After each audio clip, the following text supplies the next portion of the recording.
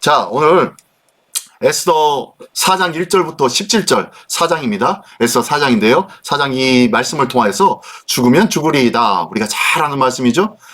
굉장히 에스더의 아주 핵심 키워드가 이 죽으면 죽으리이다 라는 말씀이 아니겠습니까? 자, 이 죽으면 죽으리다. 자, 이 핵심 키워드가 나왔는데요. 자, 이 중심되는 이 말씀이 있는 4장의 내용을 우리가 한 번씩 알아보기를 원합니다. 자, 그러면 시작해 볼까요? 예. 자, 먼저 에스더 4장의 배경 이야기. 자, 지금까지 4장까지 오면서 어떤 사건들이 있었습니까? 예. 에스더 1장과 2장, 그리고 3장, 4장에서는 이렇게 나와요. 1장과 2장에서는 에스더 왕비가 되는 과정이 있었죠. 예.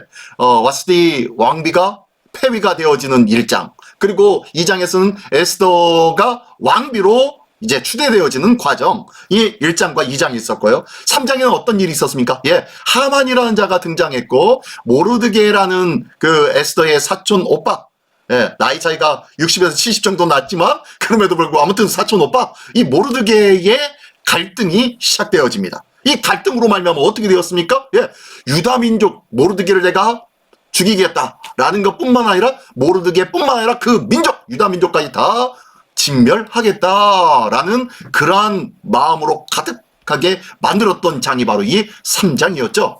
이 3장의 내용에 보면은요, 참 기가 막힙니다. 아수에르 왕도 기가 막히고, 이 하만이 옆에서 꼬드기고, 그리고 뭐 옆에서 물질로 이야기하고, 그리고 물질로 자기가 원하는 바들을 하나씩 얻어내는 그런 장면들을 보면서 참 무능한 아수에르 왕이었다라는 부분들. 그리고 그럼에도 불구하고 전제군 주제인 이 시대에 절대적인 그 권력에 힘입어서 그 권력에 힘입어서 이 하만이 무소불위의 그런 권력을 누리고 있는 모습들이 막 진행되어지는 것이 바로 3장의 내용이었습니다.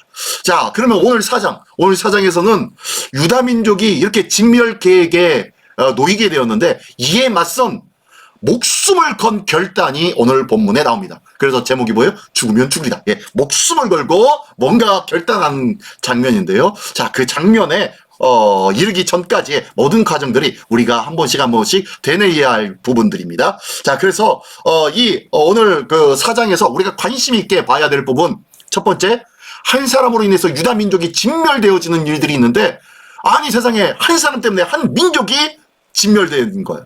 그러면은 아무것도 알지 못하는 유다 민족, 그냥 그 사람 중에서 유다 민족이 세상에 나는 아무것도 잘못한 것도 없는데 저 한 사람 누구예요? 모르드게였죠. 모르드게 때문에 내가 죽게 되었어 라는 생각에 억울할까요? 안 할까요? 네, 어마어마하게 억울하겠지요. 자, 이런 모습에 이런 상황, 이런 것들을 왜 우리에게 보여주시는지. 자, 그리고 또 두 번째는요, 그런 태산과 같은 위기 앞에 그럼 믿음의 사람들, 하나님의 사람들은 어떻게 반응하고 있는지, 자, 이 부분을 우리가 중점으로 한번 알아보기를 원합니다. 자, 한번 관심 있게 한번 보십시오. 자, 그러면 오늘 본문의 말씀으로 들어가겠습니다. 자, 1절부터 3절, 예, 4장 1절부터 3절까지의 내용, 제목이 바로 유다인의 애통입니다. 자, 진멸하는 그런 계획이 선포되어졌고, 그런 조서가 전국에 다 퍼졌습니다. 이것을 유다인들이 알고 미치겠지요. 그리고 이 모든 것의 주동자가 누구였어요? 모르드게 때문에 이런 일들이 일어난 거예요. 그죠? 그러니 이 모르드게가 얼마나 가슴이 아팠을까요? 자, 이 유다인의 애통과 모르드게의 행위 한번 보겠습니다. 1절부터 3절입니다. 한번 읽어보겠습니다. 시작. 모르드게가 이 모든 일을 알고 자기의 옷을 찢고 굵은 베옷을 입고 재를 뒤집어쓰고 성중에 나가서 대성통곡하며 대궐 문 앞까지 이르렀으니 굵은 베옷을 입은 자는 대궐 문에 들어가지 못함이라. 왕의 명령과 조서가 각 지방에 이름에 유다인이 크게 애통하여 금식하며 울며 부르짖고 굵은 베옷을 입고 재에 누운 자가 무수하더라. 예, 지금 모르드게가 한 일로 인하여서 온 유다인 전국에 있는 127개의 모든 지방의 모든 곳곳에 이 아수레르 왕의 조서가 퍼졌습니다. 언제요? 예, 12월 13일에 모두 다 한날 한시에 다 죽여라. 남녀노소 막론하고 다 죽여라 라는 조서가 이미 퍼졌어요. 그러니까 이 퍼진 것을 알고 모르드게가 어떻게 해요? 자기 옷을 찢고 굵은 베옷을 입고 죄를 뒤집어 쓰고 성중에 나가서 대성통곡하고 있는 거예요. 근데 보니까 이 절을 보니까 대궐 문 앞까지만 이르렀다. 왜요? 굵은 베옷을 입은 자는 대궐 문으로 들어갈 수가 있다 없다? 예, 못했대요. 지금 이 모르드게가 뭐 하는 사람이었어요? 예, 성문직이었잖아요. 성문직이었으니까 이 그 베옷을 입고 성 안으로 들어가지 못한다는 거 알았을까요? 몰랐을까요? 예, 알고 있었어요. 알고 있었음에도 불구하고 굵은 베옷을 입고 대궐 문 앞에서 어떻게 해요? 그냥 울고불고 지금 대성통곡 가면서 죄를 뒤집어 쓰고 먼지를 뒤집어 쓰고 옷을 찢고 굵은 베옷을 입고 있는 거예요. 탄식하고 있는 거예요. 좀 이상하지 않습니까? 3절은 이해가 가요. 왜냐면요, 이 왕의 명령이 전 각 지방에 다 퍼졌어요. 그러니까 이것을 알게 된 유다인들이 이제 12월 달만 되면 이제 우리가 죽게 되는구나. 우리 이 민족이 다 죽게 되어지는구나 라는 것 때문에 애통하고 금식하며 울며 부르짖고 굵은 베옷을 입고 제 위에 누운 자가 무수하더라고. 어마어마하게 많은 자들이 하나님 앞에 통해 잡아가면서 하나님 앞에 구하기 시작하는 거예요. 이 모르드게는 이 모든 일에 원인이 누구였어요? 자기였다는 것을 알고 있는데 이 문제에 대해서 해결하려고 하는 뭔가 적극적인 액션이 있다 없다? 없어요. 다만 그냥 옷을 찢고 굵은 베옷 입고 죄 뒤집어 쓰고 성중에서 나가서 대성통곡하고만 있어요. 이 뭐 한다는 거예요? 기도하고 있는 거예요. 기도만 하고 있는 거예요. 특별히 만약에 자기가 성내에서 있는 일들이 어떻다는 것을 잘 알고 있는 사람이고 또 성문을 지키던 사람이었으면 성 안에 있는 내부에 있는 뭐 이러한 관련된 아주 힘 있는 유력자들도 어느 정도는 알고 있었을 거 아니겠어요? 그죠? 그러니까 그런 자들에게 찾아가가지고 만나서 그들에게 도움을 구하고 이 문제를 해결하려고 뭔가 막 힘쓰고 애써야 되는데 또 자기 사촌 동생이 왕비 아니에요, 왕비 에스더. 그러면 에스더에게 찾아가가지고 이 모든 일들을 아뢰고 이야기했어야 되는데 그러지 않고 뭐하고만 있어요?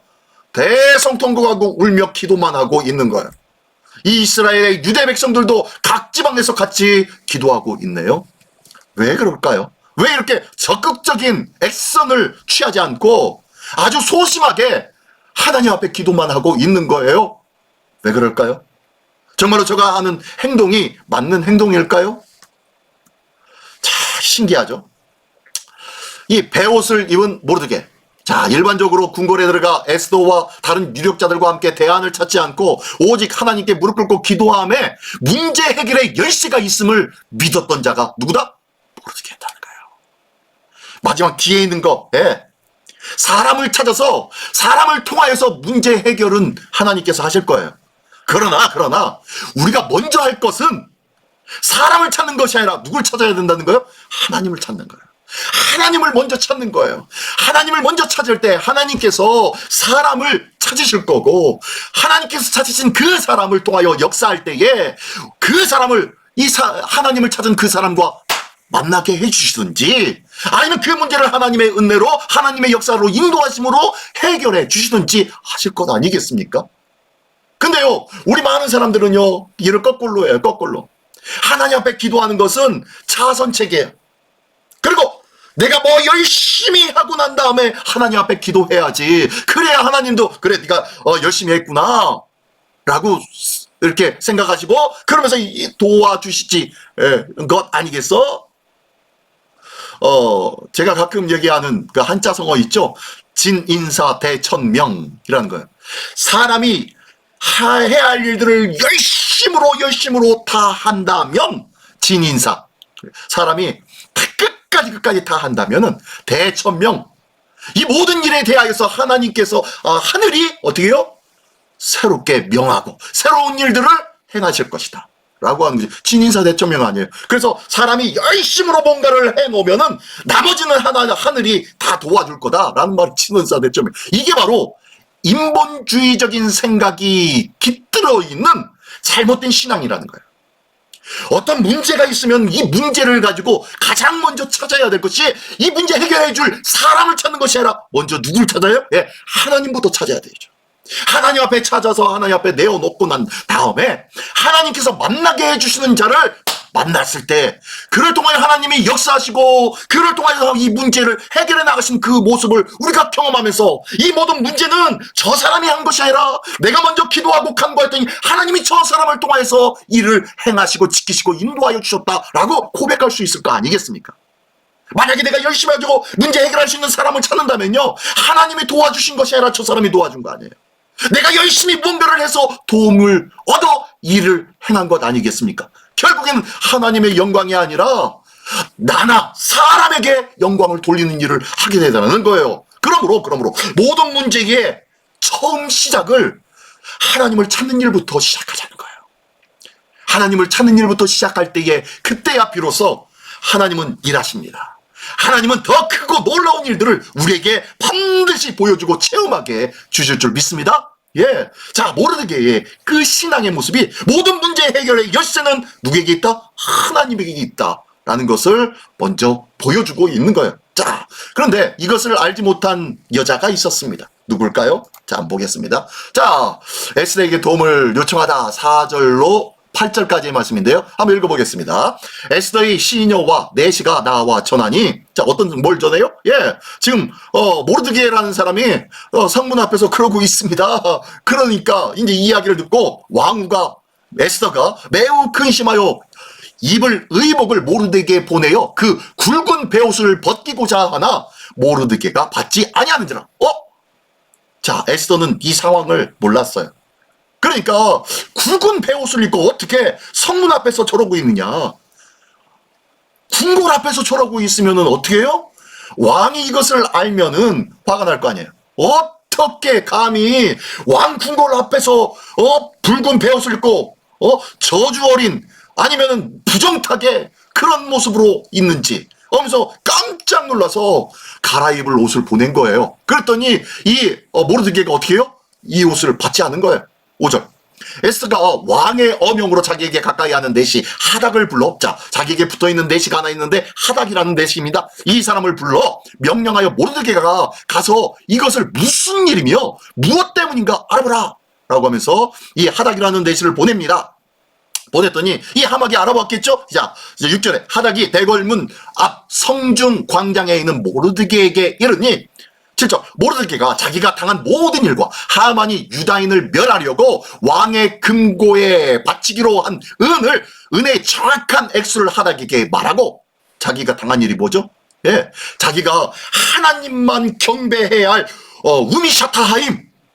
우미샤타하임을 자기에게도 하라는 이것이 있음으로 인해서 나는 사람에게 우미샤타하임 경배에 절을 하지 않는다 라고 하면서 자기의 신앙을 굳건히 지켜서 경배하지 아니했더니 어떻게 해요? 너와 네 민족을 내가 진멸시켜버리겠다 라고 하면서 작정을 하고 왕을 금전적으로 꼬드겨서, 금전적으로 어떻게죠? 예, 은 1만 달란트에 1만 달란트, 한 달란트가 34kg입니다. 37kg인가요? 34kg인가요? 예, 34kg입니다.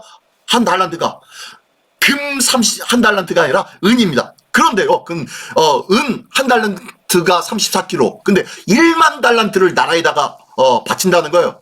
이 나라의 1년 재정의 60%라고 했죠. 어제요? 지난주에 말씀드렸죠. 예. 이 페르시아 왕국의 전체 1년 예산의 60%를 된다고 하는 거예요. 그러니 이 왕이 얼마나 기뻐했겠습니까? 다른 거 돌아보지도 않고 물어보지도 않고 알았어 하면서 반지를 빼주고 네가 알아서 해 하면서 제대로 국고에 들이기나 해 라면서 돈에만 관심이 있었겠죠. 이런 모든 사실을 지금 에스더가 보낸 이 내시의 하닥에게 다 이야기합니다.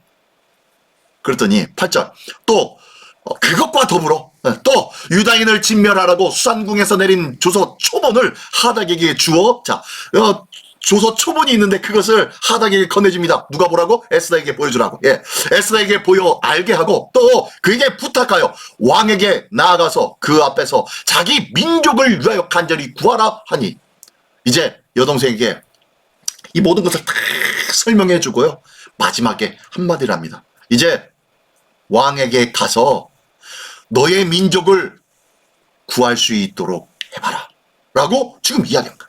도움을 요청하는 거예요. 전에까지는 이 에스더와 그리고 이 모르드게가 자주 면밀하게 연락을 주고 받았습니까? 안 받았습니까? 안 받았어요. 에스더에게 네가 유대임을 잠잠해라, 알리지 말아라 라고 하였고, 그런 중에 자기는 유대인이다 라는 것을 알렸더니 유대인 족속을, 민족을 다 진멸하겠다라는 이런 조서가 떨어진 거예요. 그러면은 에스더 보십시오. 에스더 입장에서 나도 유대인입니다 라고 했을 경우 이 조서에 자기도 해당되는 거예요.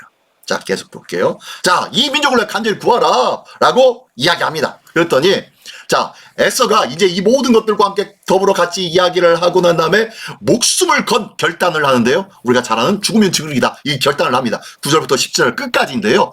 자, 한번 읽어볼게요. 9절. 하닥이 돌아와 모르드게의 말을 에스더에게 알림해. 10절. 에스더가 하닥에게 이르되 너는 모르드게에게 전하기를 왕의 신하들과 왕의 각 지방 백성이 다 알거니와 남녀를 막론하고 부름을 받지 아니하고 안뜰에 들어가서 왕에게 나아가면 오직 죽이는 법이요 왕이 그 자에게 금규를 내밀어야 살 것이라. 이제 내가 부름을 입어 왕에게 나가지 못한 지가 이미 30일이라.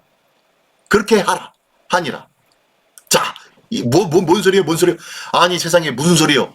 왕에게 가가지고 민족을 구원해달라고 요청을 하라는 얘기입니까? 무슨 소리입니까? 지금 왕에게 부름받지 않냐고 왕에게 가면은 모두 다 죽게 됩니다. 죽는 것이 자연스러운 법이에요. 죽이는 법입니다. 법이 있어요. 대신 그 자에게 왕께서 금규, 왕이 가지고 있는 홀이죠, 홀, 막대기. 이 왕께서 홀을 쫙 내밀어서 그는 살려두어라 라고 이렇게 명령해야 그는 살 수 있을 텐데, 이런 상황에 내가 어떻게 왕에게 간단 말입니까? 라고 하면서 이것을 전해주어라 라고 한 거예요. 그랬더니 13절에 모르드게가 그를 시켜 에스더에게 회답하되, 자, 모르드게가 다 들었어요. 그리고 난 다음에 에스더에게 다시 대답을 해줍니다. 너는 왕궁에 있으니 모든 유다인 중에 홀로 목숨을 건지리라 생각하지 말라. 너 지금 왕궁에서 왕비로 있다고 유대인들은 모두가 다 죽을 것이다 라는 이 조서에서 너만 열애되는, 너만 빠져나간다고 생각하지 마 라고 얘기합니다. 그러면서요 아주 막 아주 진하게 이 모르드게가 얘기하는데, 한번 볼까요? 14절. 이때에, 자, 이 상황에 네가 만일 잠잠하여 말이 없으면 왕에게 이야기를 하지 않고 너만 살라고 도모했다면 유다인은 다른 데로 말미암아 노임과 구원을 얻으리려니와, 네가 잠잠하여 말이 없어 유다인이 다 죽을 것 같지만 아니야. 유다인은 절대로 죽지 않아. 하나님이 분명히 다른 데로 노임과 구원을 얻게 해 주실 거야. 구원을 얻으려니와, 자, 하반절. 너와 내 아버지 집은 멸망하리라. 이거 지금 사촌 오빠예요. 사촌 오빠가 왕비가 난 에스더에게 완전히 저주를 퍼붓는 듯합니다. 네가 조용하면은 우리 민족 다 죽을 것 같지? 하나님이 절대로 그냥 내버려 두시지 않을 거야. 반드시 구원받아. 너 때문에 네가 침묵한다고 우리 민족이 다 멸절될 줄 알아? 절대로 그런 민족이 아니야. 그런데 네가 침묵한다면은 우리 이 민족은 멸절되지 않아도 너와 네 집은 멸망할 거야 라고 지금 아주 엄하게 선포하고 있는 거야. 자, 그러면서 네가 왕후의 자리를 얻은 것이 이때를 위함이 아닌지 누가 알겠느냐. 자, 지금껏 너 봐봐. 네가 어려서부터 부모를 여의어서 내가 너를 거두어서 내 딸처럼 내가 너를 키웠다. 그리고 또 네가 이 나라의 왕비의 자리가 있어서 그곳에 올려서 했더니 그곳에서 네가 왕비가 된 것 아니냐. 그리고 네가 왕비의 후보로 올라갔을 때 그곳에 이러저러한 왕비 담당하는 사람들이 너를 보고 너를 축혀 세우려고 좋은 집과 그리고 하녀들을 붙여서, 궁녀들을 붙여서 너를 잘 가꾸도록 만들어 주었잖아. 네가 지금까지 한 것이 뭐니? 너는 네 인생은 전부 다 하나님의 은혜로 받으며 수동적인 은혜의 삶을 살았던 인생 아니니? 너 혼자서는 아무것도 할 수 없었지만 너를 돕는 나와 그리고 이 나라와 전국과 형세들 이 모든 것들이 너를 돕고 있었잖아. 너는 그 도와줌으로 말미암아 저 왕비의 자리까지 오른 것 아니니? 라고 하면서 얘기하는 거예요. 한마디로 네 인생은 수동적인 인생, 피동적인 인생을 지금껏 살아왔잖아. 그런데 이제는 네가 이곳에 올려졌다면, 이 자리에 세워졌다면 이 자리에 세워진 이유가 반드시 있을 것 아니겠어. 그 이유를 안다면 이 이유를 위해서 이제는 네가 일을 해야 될 때가 되지 않았겠냐라고 지금 얘기하는 거야. 그러면서 네가 왕비가 됨은 이때를 위함이 아닌지 누가 알겠느냐. 하나님께서 네가 침묵해도 하나님은 반드시 이 민족을 건져주실 거야. 하지만 네가 이 자리에 있다는 그 이유는 이때 이 부분에 너를 사용하려고 하나님이 이 자리에 앉혀준 것 아니겠어? 지금까지 너의 화려한 삶, 지금까지 이곳에 이르기까지 많은 일들이 있었던 것, 이 모든 것은 바로 하나님의 민족, 우리 유다인들을 구원하기 위한 하나님의 계획이 아니겠어? 라고 하면서 지금 얘기하는 거예요. 아주 기가 막힌 말을 하죠. 그랬더니 15절 에스더가 모르드게에게 회답하여 이르되, 이 모든 것을 딱 듣고 난 다음에 에스더가 이제 모르드게에게 대답을 합니다. 16절 당신은 가서, 그렇다면 당신은 가서 수산에 있는 유다인들을 다 모으고, 자, 수산이 어디예요? 수산궁에 있는, 자, 당시 페르시아의 수도였죠? 이 수산궁에 있는 유다인들을 다 모으고 나를 위하여 금식하십시오. 3일 밤낮을 먹지도 말고 마시도 마셔서 완전한 금식을 하라는 거예요. 철저한 금식을 해달라는 거예요. 지금 이 에스더도요, 왕 앞에 나가는 그 자체가 두려워요? 안 두려워요? 두려운 거예요. 두려운데, 그렇다면 이를 위해서 내가 나가겠습니다. 나갈 테니까 그렇다면 약속하십시오. 나를 위해 금식 좀 해주십시오. 철저하게 좀 금식을 해주십시오. 지금 그 요청은 뭐 해달라는 거예요? 누구의 도움을 구하는 거예요 지금? 하나님의 도움. 저에게는 이제 하나님의 도우심밖에 없습니다. 하나님이 도와주시 아니하시면 왕에게 나가서 죽을 수밖에 없는 인생이 저인데 왕에게 나가겠습니다. 그러니 저를 위해서 금식해 주십시오 라고 요청해요.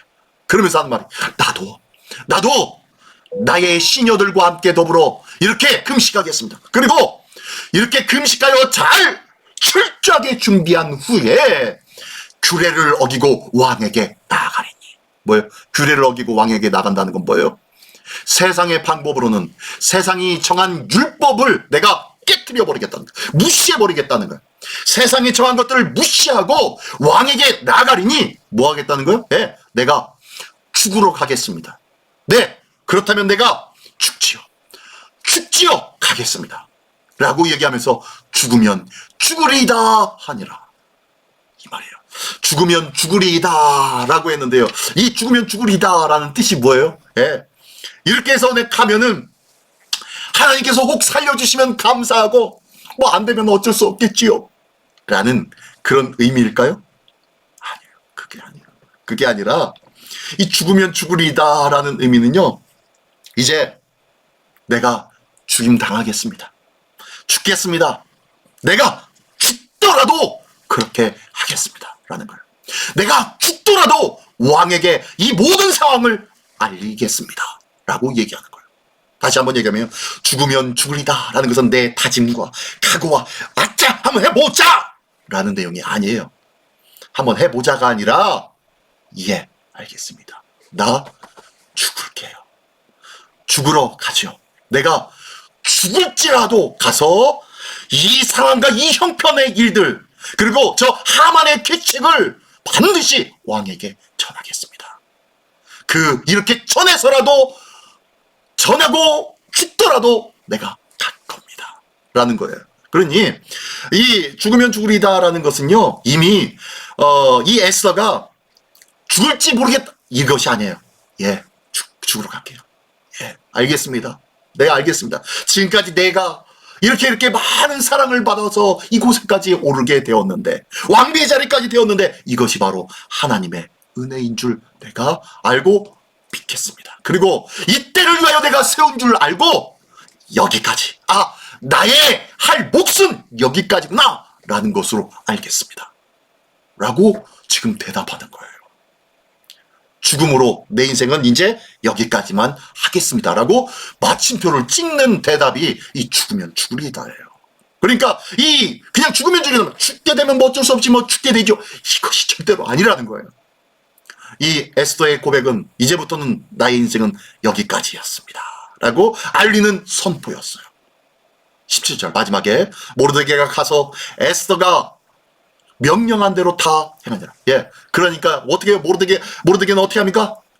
죽을 각오를 하고 죽음을 직면하고 그리고 죽었구나 라는 생각으로 하는 그 말에 어떻게 해요? 한마디도 다른 방법이나 다른 대꾸를 하지 않습니다. 그리고 에스더가 말한 그대로 다 행합니다. 뭐 하는 거예요? 모든 이 수상궁에 있는 모든 사람들에게, 유대인들에게 금식을 선포하고 3일 밤낮을 먹지도 마시지도 않게 철저하게 금식하며 기도를 시키는 거예요. 하나님의 도움을 구하는 거예요. 이 귀한 일들이 시작되어졌습니다. 자, 우리는 에스더의 내용을 다 알지요. 앞으로 에스더가 삽니까? 죽습니까? 그럼에도 불구하고 난 내 인생 여기까지 했는데도 불구하고 에스더가 나중에 이제 살죠. 하나님의 전적인 은혜이죠. 자, 우리가 그것을 알아서가 아니라 이것을 알지 못했던 에스더의 마음은 어땠을까요? 저런 결정을 하기까지 얼마나 고심을 많이 하고 내 인생은 여기까지인가 보다. 내 해야 할 일들은 여기까지인가 보다 라고 고백한 것이 죽으면 죽으리다. 가서 이 말을 하고 죽겠나이다 라고 한 이 고백처럼 우리에게 이런 결단의 마음들이 정말로 삶 속에 한 번이라도 가져본 적 있으십니까? 저도 참 갈등할 때가 많이 있어요. 뭐 다른 때 한번 설명해야겠지만요. 비전과 꿈 때문에 기도하면서 이 부분에 대해서 굉장히 많이 갈등하고 괴로워하고 기도했던 적이 있었는데 우리는 하나님 앞에 이런 결단을 언제 할 수 있는지 우리의 삶을 한번 돌아볼 수 있는 우리 모두가 되시기를 예수님의 이름으로 축원합니다. 자, 여기까지가 오늘 본문의 말씀인데요. 자, 함께 품어보는 주님의 마음 한번 볼까요? 자, 1번. 나의 모든 문제의 해결의 열쇠는 뭐요? 기도입니까? 모든 문제의 시작과 끝은 기도가 되어야 할 줄 믿습니다. 내가 막 해서 하지 않고 모든 문제 주님 앞에 맡길 수 있는 우리 모두가 되시기를 예수님의 이름으로 기도합니다. 자, 두 번째는요. 나의 삶의 모든 이력도 한순간을 위함일 수 있습니다. 에스더가 그랬죠. 나의 모든 것들은 여기까지군요. 내가 이 사실만이라도 전하고라도 죽겠습니다. 죽으면 죽으리다. 라고 하며 모든 이력, 그 화려했던 모든 것들 한순간을 위하여 불꽃처럼 태우려고 결단하는 에스더의 마음. 이런 나의 인생의 모든 이력이 한순간에 활짝 빛을 발하는 그런 순간이 나에게도 올 수가 있겠지요. 그런 결단을 할 수 있도록, 결정을 할 수 있도록 우리의 심령이, 우리의 마음이 믿음으로 잘 준비되어 있기를 원합니다. 자, 그것이 바로 세 번째입니다. 세 번째, 목숨을 건 결단보다 중요한 것은 믿음의 준비입니다. 이렇게 에스더가 멋지게 결정한 것은요, 그 전에 뭐가 있기 때문입니까? 믿음의 준비가 있기 때문입니다. 뭐예요? 수상궁에 있는 모든 유대인들이 3일 동안 밤낮 어떻게 해요? 금식하는 거예요. 철저하게 금식하고 나도 기도하며 금식함으로 철저하게 준비하는 거예요. 우리의 신앙은 언제 어떻게 될지 모릅니다. 그죠? 언제 저렇게 하나님 앞에 믿음의 아름다운 불꽃을 발해야 될지, 그 불꽃으로 해서 모든 것을 태워야 할지 알지 못합니다. 어떤 순간이 다가올지 몰라요. 하지만 그 순간을 위해서 우리는 늘 믿음의 준비가 되어 있기를 원합니다. 자, 이 믿음의 준비는 언제 하는 건가요? 믿음의 준비는 주일날마다 하는 건가요? 언제요? 오늘, 지금. 일상의 삶 속에서 이 믿음의 준비를 하기를 원합니다. 기도와 말씀으로. 주님의 마음을 품는 삶을 통하여서 이 믿음이 거뜬하게 준비되어지기를 예수님의 이름으로 축원합니다. 자, 한번 다 같이 한번 읽어볼까요? 화려한 시작. 화려한 헌신과 봉사의 삶보다 더 중요한 것은 변하지 않는 믿음을 위한 준비의 삶입니다. 지혜로운 다섯 처녀가 신랑을 위해서 기름을 충분히 준비할 수 있었던 것은 일상의 삶 속에 끊임없이 이 기름이 닳지 않은지, 이 기름이 떨어지지 않은지 끊임없이 기름을 점검하며 기름을 채워 넣었기 때문인 줄 믿습니다. 일상의 삶 속에서. 오늘도 일상의 삶 속에서 기도와 말씀으로 멋지게 준비되어짐으로 말미암아 하나님께서 불꽃처럼 태우실 그 화려하고 아름답고 영광스러운 순간들을 허튼히 준비하고 그 아름다운 순간의 주인공이 되시기를 예수님의 이름으로 축원합니다. 기도하겠습니다. 전능하신 주님 감사합니다. 오늘도 에스더의 죽으면 죽으리이다 라고 고백한 이 멋진 고백의 내용처럼 오늘도 우리의 삶 속에 이 귀한 믿음의 고백이 있게 하여 주시옵소서. 저희에게도 아름다운 믿음의 준비가 매일같이 일상의 삶 속에서 거듭 일어나는 우리 모두의 삶이 되게 하여 주시고, 그러함으로 말미암아 하나님 앞에 아름답고 복되게 준비되어서 주님의 때에, 주님의 그때에 화려하고 아름답게 불꽃을 발하는 지혜로운 다섯 처녀와 같이 그 등잔에 불을 밝히는 자 되게 하여 주시옵소서. 이 귀하고 아름다운 모습에 멋진 주인공으로 우리 모두를 삼아 주실 줄 믿사오며 살아가신 예수 그리스도의 이름으로 기도드리옵나이다. 아멘.